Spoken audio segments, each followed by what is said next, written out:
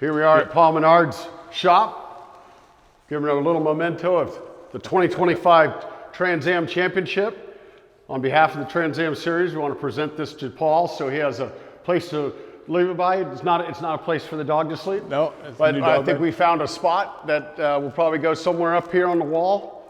So he has a memory from a great season, 2025. This is awesome. I appreciate it. Yeah, very welcome. I was eyeballing this at the banquet, so. They actually came up to me, Andy and Scott Duncan came up before the banquet and say, hey, we're going to see that banner back there, we're going to give that to you.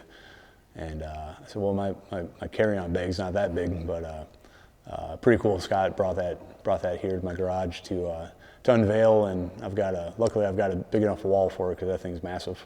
You know, it's invaluable. Anytime we have racers, all of our racers have tons of passion, and you know, Paul's represented the series for so many years, and his pedigree coming from NASCAR and all of the different things that he's accomplished over his career, to have a real legend in the series is what Trans Am's all about, and celebrating our 60th anniversary in 2026. And Paul's coming back with Paul Genealosi and that whole team over there, that they're going to be a stout competitor. And it's just going to make for a great television product, but also great for the fans. They're so accessible. That's one of the things we promote with the fans coming out. And Paul's a great ambassador for the sport. So we couldn't be more excited. 2 years ago, I was fishing. I think I told the story last year. I was fishing, and Paul Genealosi gave me a call and said, let's go Trans Am racing. So fast forward 2 years, we're two-time champions. Rounded everybody up after the banquet, said, hey, thank you, good job. Now on to next season. Which is good. It's unusual that we have our sponsor and our driver set for next season.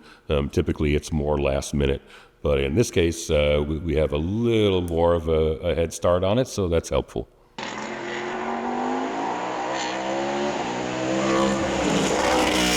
If you stand still, you're going to get beat, and that's how it is. And again, yes, we've won 2 championships in a row, but as of right now here, November 21, it doesn't matter what you did yesterday. What are we going to do tomorrow?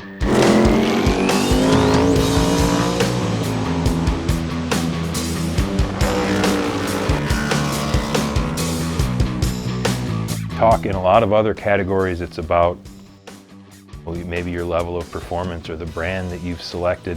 Here is a chance where the driver truly is the star of the series. Someone who can get out there with no help from their team, no chance to make a pit stop, no chance to make a strategic change that may improve your track position. Nope, this is just you for 100 miles doing the hardest job that you could possibly do in a race car.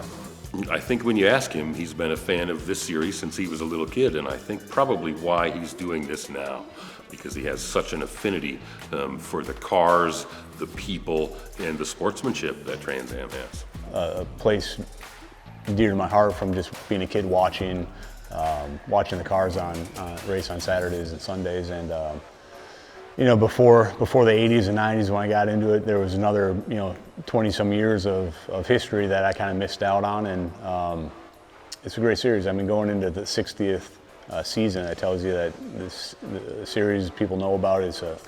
It's been a part of American car culture for going on 60 years now. So to be a champion is obviously a big deal to me personally and professionally. And now we're 2-time champions, and I'm doing it with the best team out there with Paul Genealosi and his group. Paul Menard is really quick, and Paul Menard is a great guy to have in the car for a number of reasons. Number one, you don't ever worry about him on track. And I think that's just always been his MO, without driving or not. He's just a very calm individual. He thinks about what he's doing all of the time. So with younger drivers, you're talking them through complicated situations. Maybe they're struggling to find clean space in and around the track to get a good lap in.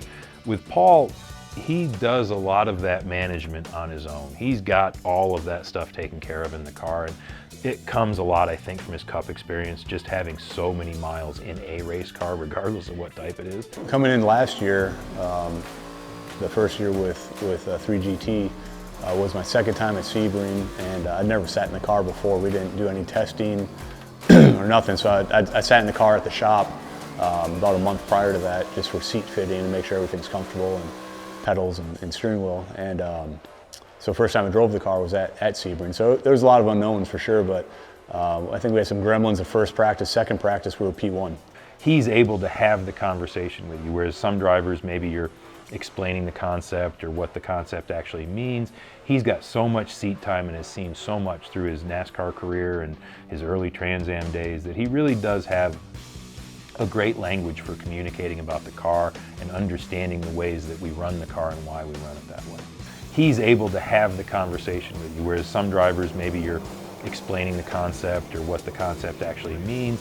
He's got so much seat time and has seen so much through his NASCAR career and his early Trans Am days that he really does have a great language for communicating about the car and understanding the ways that we run the car and why we run it that way. The chassis we run now is Rocket Sports chassis, I think 33, something like that. And it's basically the same design as it was 20 years ago.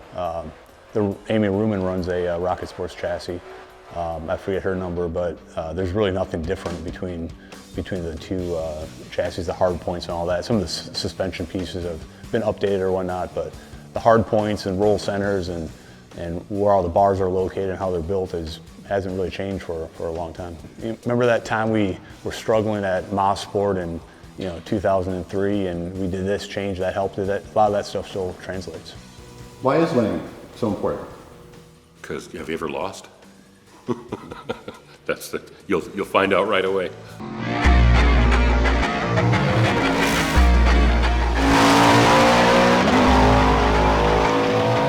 A championship for me is being in the same breath as Parnelli Jones, as Mark Donohue, Wally Dallenbach, Tommy Kendall, Paul Gentilozzi. From the 60s through the current time, there's been a champion every single year, and I'm just one of many, but still one of few. Never settle for less. You came before a show, just know you watching the best. On the biggest stage, under bright lights, the #1 attraction playing all night. Oh, hard on the brakes, up the inside on Andretti. Kept it off of him. Here he comes, the drag race is on. Andretti across the line in second. They touch again. Are you ready for more? It's showtime. We finished a lot of races and collected a lot of points in doing so.